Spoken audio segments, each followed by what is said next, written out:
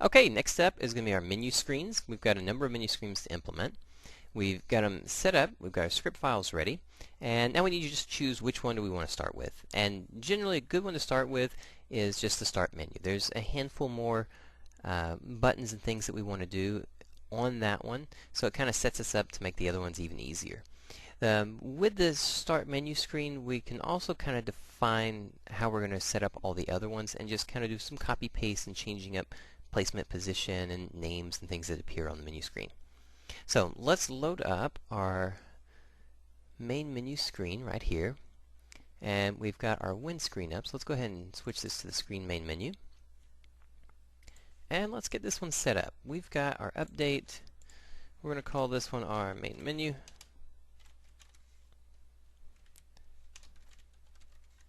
And are we going to have really any inspector variables? Are we going to have any kind of private variables? We could if we wanted. If we were going to have it something where we could type in name and information through the inspector so that that would appear as a string, we could do that. We might even try that just to showcase some additional functionality in there. But we're going to start by just simply going in and handling our GUI events, bringing some boxes, some buttons, and things up to the screen. So the first thing we want to do, we don't need the update function. We're going to be dealing with the onGUI function. So let's go ahead and get rid of that and do onGUI.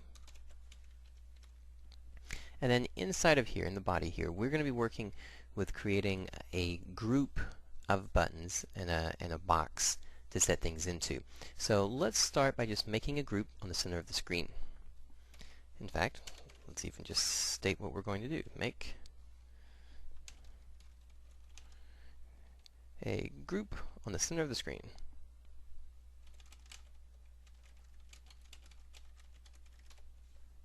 Now, how do we do that? We're going to be calling into our GUI class, and we have a function for begin. Let's go ahead and just do GUI in our API. And if we scroll down here, we're looking for something around groups. So we've got a begin group and an end group. And it begins a group. Let's just go in there. It needs to have the end group when we're done. And what does this do for us? When you begin a group, the coordinate system for the GUI controls are set to 0, 0, the top left corner of the group. This way, once we establish where this box is, we can use inside of that group to establish where all the buttons are. It makes it a little bit easier on screen when you're trying to figure out positions of things. So let's, and as well as additional information, but that's the basic of it. So let's do a begin group. We'll do a GUI.begin group. And inside of that, we're going to be working with our rect for our rectangle. And where do we want to set this? We're going to go ahead and do this so that we can center it on the screen, which means we're just simply going to be dividing the screen width and the screen height. So we're going to go in and say screen.width divided by, let's say 2 minus 50, somewhere in there to get us started. We may be close to. And we're also going to do our screen height. So again, 2 divided by 2 minus about 50. And then from there and down, we're going to go, let's say about 100 and maybe about 175. And these are somewhat arbitrary numbers.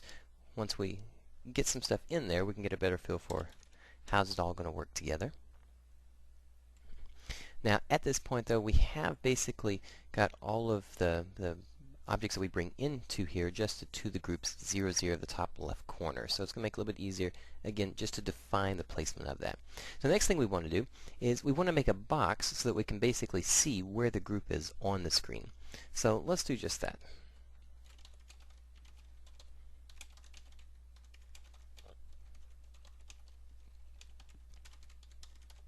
It's also going to basically house our GUI elements. And we're going to make a box. And we say, well, we have a box, but now what is box again? And if we go back down to here, and let's just go back to our GUI class, and we'll drop down and we see one that says box. It makes a graphical box. We go in, check our function. We're just doing a position, a rect, and text string or an image or whatever it might be that we're going to be that box into. So for us, all we really want to do is just kind of give it a label. We're just going to label it whatever it is the menu screen is. So we'll say box, and we'll say rectangle, and then what is the size that we're going to do? We'll say we'll start somewhere at 0, 0, 0, and we're going to go probably over about 100, and then somewhere, let's say about 175. Make sure that we've got just enough, which is similar to what we've got right up there. And then what do we want to put as a header on this one? We're going to go ahead and call this one our main menu. And that should tie us off to get that little box in there. Now, the next thing that we have, we're going to want to start adding some of the buttons in for us to actually use to navigate throughout the game. So let's just give us a header here. We'll say add buttons for game navigation.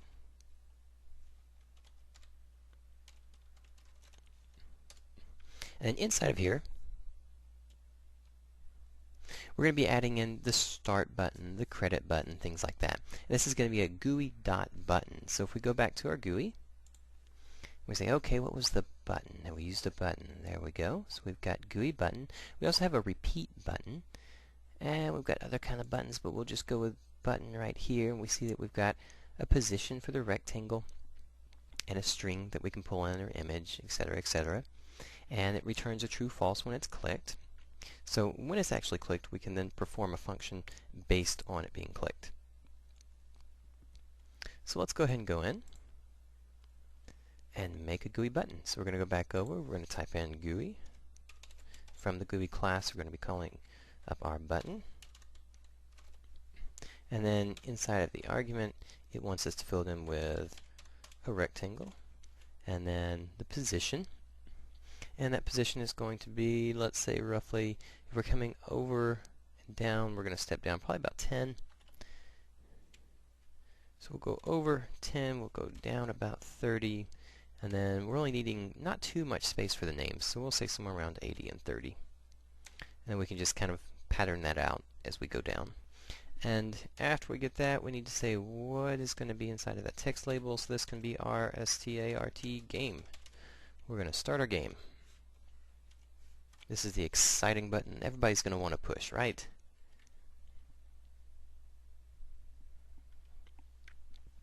Now, if we do this one, just like this, it's going to draw the rectangle button. Now, we also want to do something a little bit different, though, because we don't want to just draw the rectangle button, but we want to wrap this up in something of a conditional. We want to say that if this rectangle button is pressed, then let's actually do something with it. So we're going to use this as a true-false statement. So we're going to go back over to here, and we're going to add this as a conditional. We're going to say if the GUI button is true, if it returns true, then what do we want to do inside? This is where we actually want to load up that next level. So from the menu screen, I'm going to want to load up level 01.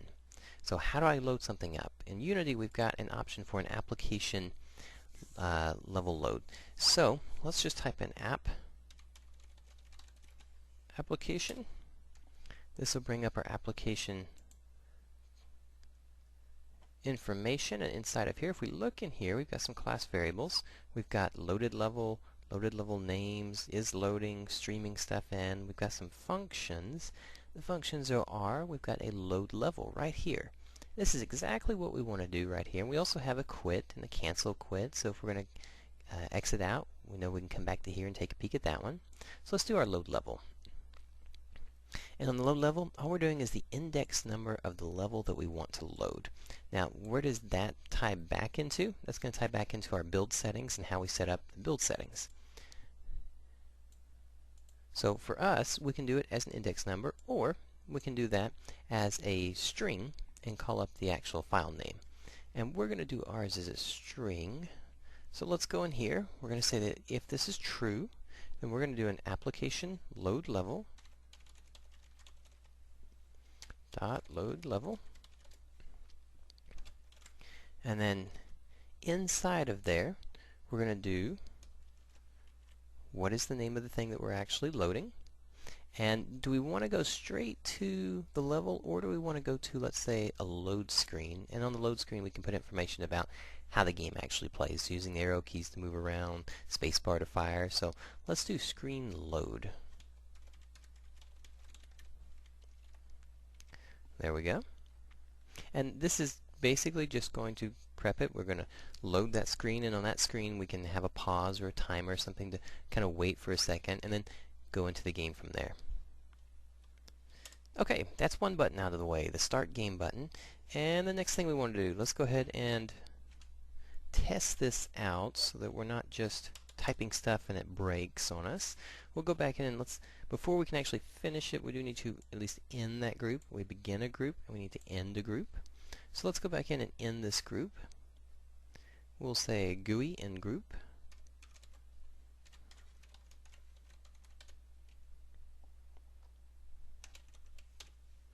And that will end it for us, and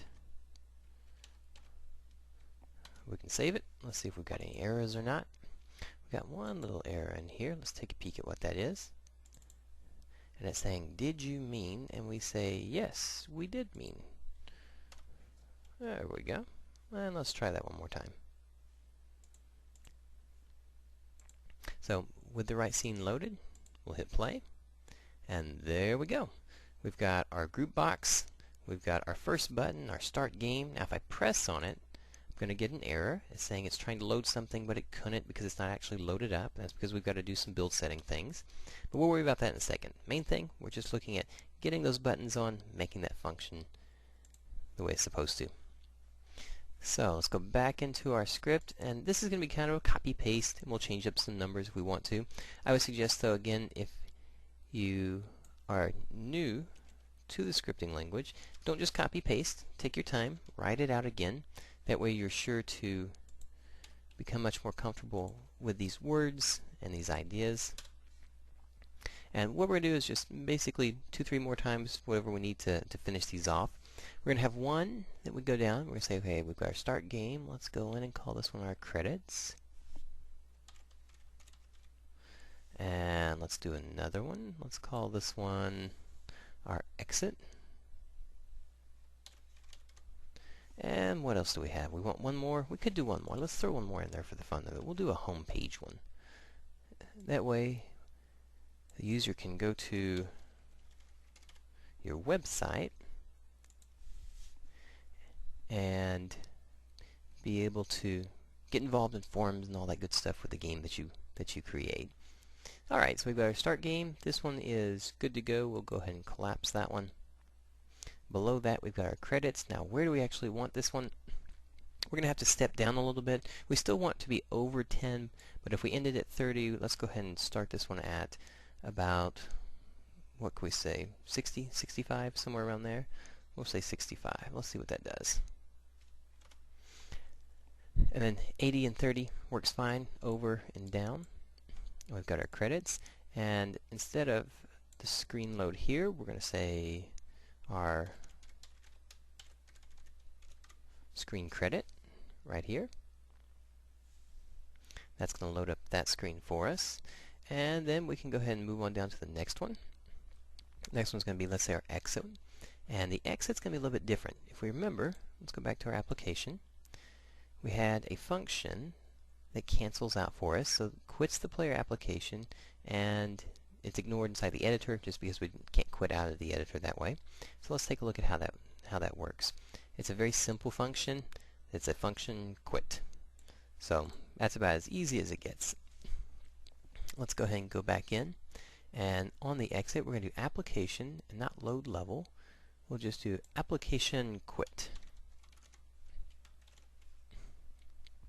And with that, we can actually just quit right out of the game from our menu screen. The next one below that, we've got the home page, and here we're actually going to load up a website. So how would we load up a website? Let's go ahead and go back over, and do we have a function or something that allows us to go right to a website? Do we see anything in here?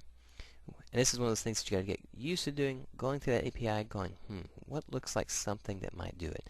we get to one that says, open URL, opens the URL in a browser. So we go back to it, and it says that in the editor or standalone player, this will open a new page in a default browser with the URL. So this way we can click on that button, it's going to open up a web page for us and take us to our home page of our game. And it might even be, let's say, an update or whatever it is, but we're going to do it just for a home page. You can see here, just application, open URL, and then as a string, what is that file, where is that place we're going to go to. So we'll go back up to here, we're going to say, great, we're going to do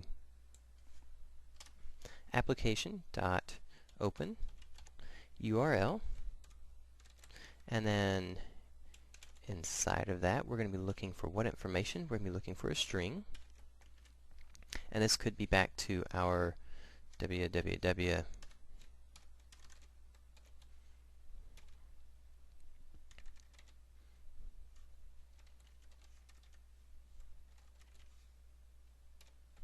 So this will take us to our home page, or whatever page it is. You just kind of fill that one in with your own page. I'm going to go ahead and just drag this one to my home page.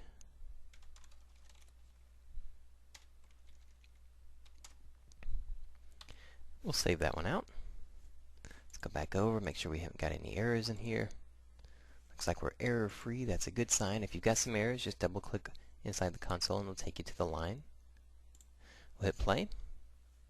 And it looks like we're looking kind of good, except we didn't change any of our values for our home page. So let's go back over there. Our credits looks good, so we can just drop down about that same pattern over. We're 10 over. That looks good. We went from 65-30 down on the exit. Let's go ahead and drop this one. Instead of 65, we'll go, let's see, plus 30, we'll go 100. And we've got 80 over and 30 down. That works good for that one. And then again, the same thing here. Let's drop down. If we're going 100 over, we'll go 135. Save that out. Go back over. See if we can get rid of those overlapping buttons. It looks like we do just fine. We've got our main menu. We've got Start, Credit, Exit, and Home Page. So all of our buttons are up and going. But before we finish off with the main page, let's go ahead and tie in all of our screens on our build. So we're going to go to our File. We're going to go to our Build and Settings, Control-Shift-B. And in the scenes in the build, what we're going to do is start adding some of these scenes in. So we can add the current, which would be the main menu. And let's see if we want to go ahead and just add in some of the other ones. We'll go down here. We've got the main menu, we've got our credit screen, we have our win, our loss screen, our load screen, and our level screen. So we're going to load up each one of those into our scenes for the build. And you can see here is where you could actually pass in that integer if you wanted to, or you can do it as we did it just with the actual name from the file. Alright, we'll close that one out. Now if we hit play, and let's do it with our main menu screen so we can see that one. Then we could actually go to Start Game. When we go to Start Game, it takes us to the next one, which was our load menu screen. And that's where we're at with the blank screen. So let's go ahead and just go to that one next and start working that one over as well.